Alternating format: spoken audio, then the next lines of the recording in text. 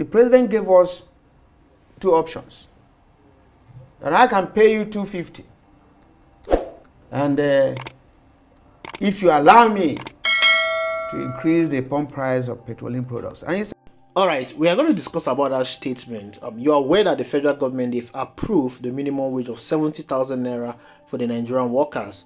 Initially, Labour was demanding for 495,000 naira, of which they went on a strike, and the federal government called them to the negotiating table and proposed a 60,000 naira minimum wage. Labour rejected it, and the federal government increased it to 62,000 naira. But then, for what Ajaero is saying, the 70,000 naira that was agreed upon came with a condition, a clause. And what is that clause? Is that Labour will accept the 62,000 naira, or Tinubu will pay the 250,000 naira they are demanding, but Tinubu is going to increase the price of petrol. Remember, on the first day of assuming office, Bola Ahmed Tinubu increased the pump price of petrol from 270 naira to what it is currently now, and it's being sold for 800 naira, and in some part of the country it's even being sold for 900 to 1,000 naira. In other words, what Tinubu is telling the Labour president is that if you don't accept what I'm giving you, then expect the price of petrol to go to about 1,500 naira or 2,000 naira. Let's hear from Joe Ajaero. normally in Nigeria, it's a tripartite committee that negotiates, and after negotiation, they came to 62,000. Organized private sector, government, governors, and labor. There it was labor that said no, this can't fly, and they submitted their report to the president. Awaiting transmission to the National Assembly. So at that point, we said no, this is not going to work. It's not what we agreed. And then another round of talks. So Thursday last week, the president met with us and gave so many analyses. Even while we were negotiating at 60, the governor said they won't pay, that it's going to be difficult for them to pay. And then we continue moving, because that has been the plan of some of them. So the president gave us two options. That I can pay you $250, and if you allow me to increase the pump price of petroleum products. And he said, you are Ajaero. On my first day, I said subsidy is gone. Yeah. And since that time, you have refused to allow me to increase more. So where will I get the money to pay you minimum wage? If you allow me, I pay you that. If not, take 62. I'm giving you 1 hour to talk. Let me stay in my office so that we can conclude this meeting. And we say, no, we are not meeting here. We are joined for 1 week. And we went back and looked at the larger implication of we collecting 250 and another increase in pump price of petroleum products. So we went back to say, Mr. President, these are two issues. We are here for minimum wage. We are not able to discuss the issue of pump price or attaching it as a condition for increasing. That would be too selfish of the labor movement. So it was there that we opened the discussion and got to 70,000, because that's the question you asked. But 70,000 clearly is an increase of 130% or 133% of the old rate.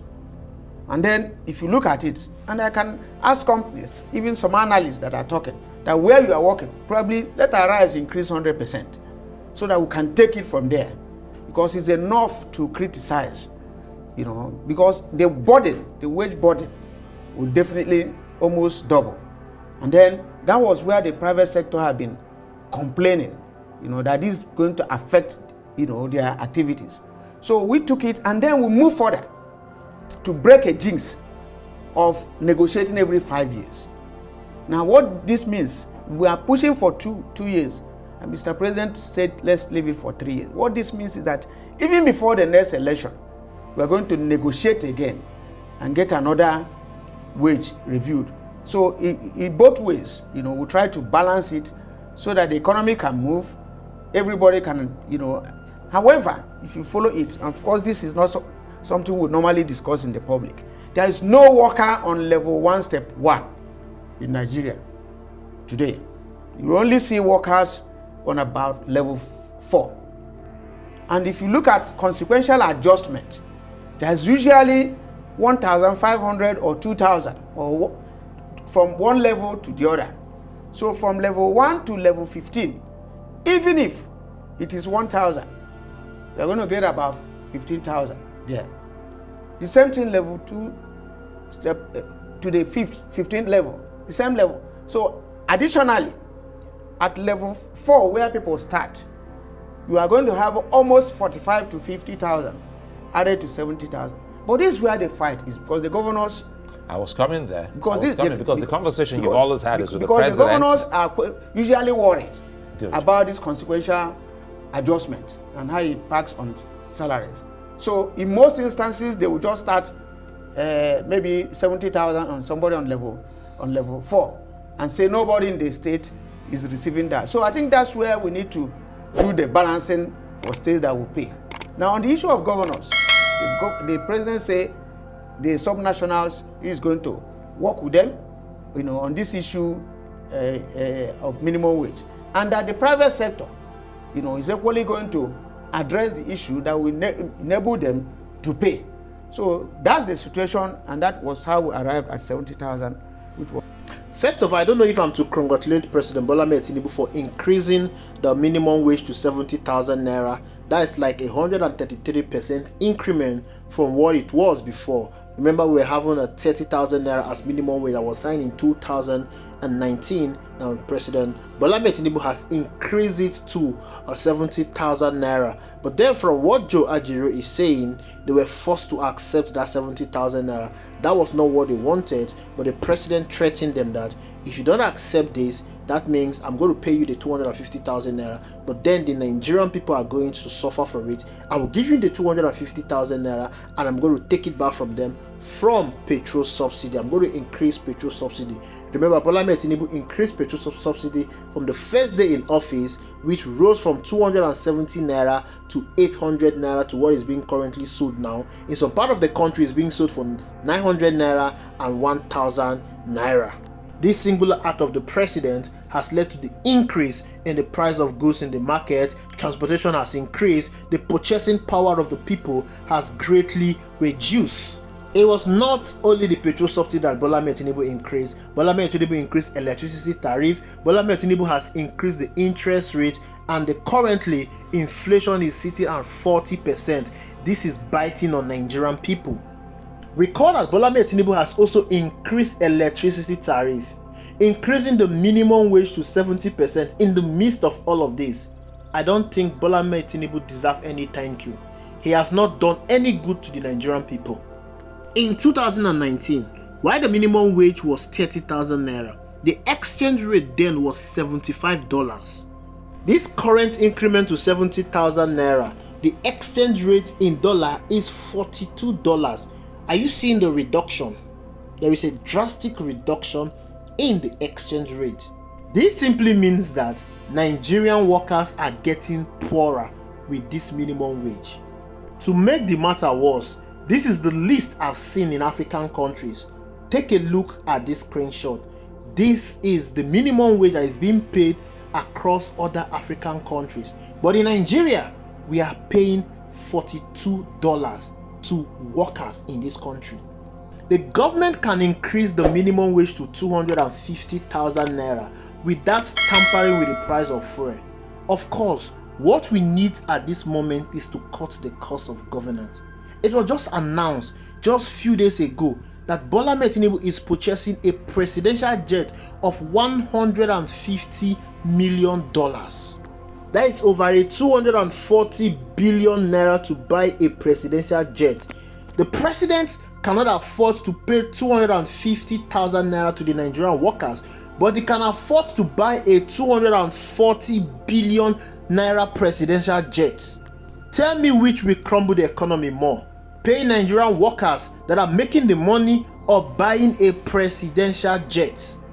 Ever since Bola Ahmed Tinubu became the president, he has not in any way shown that he wants to cut the cost of governance. We are running a large government. that is putting a strain on our economy.